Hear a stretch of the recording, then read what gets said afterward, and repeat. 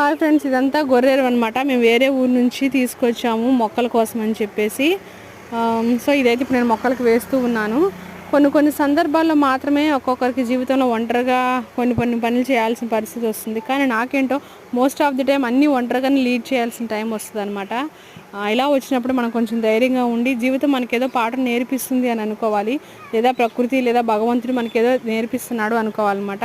Most of the time మా పిల్లల birthdays వచ్చినా లేదంటే ఇంకా ఏదైనా ఇంట్లో ప్రేయర్ ఉన్నా కూడా వినోద్ గారికి ఖాళీ అయితే ఉండేది కాదు. నేనే అన్నీ లీడ్ చేసుకోవాల్సి వస్తుంది. ఇంకా రేపైతే పెద్ద బాబుది సంవత్సరం అనమాట. ఈ టైంలో కూడా అతనికి కొంచెం హెల్త్ బాగోక హాస్పిటల్ దగ్గర ఉండవటం, చెకప్కి వాటికి వెళ్ళటం వల్ల దాని గురించి కూడా మొత్తం నేనే మేనేజ్ చేయాల్సి వస్తుంది అనమాట.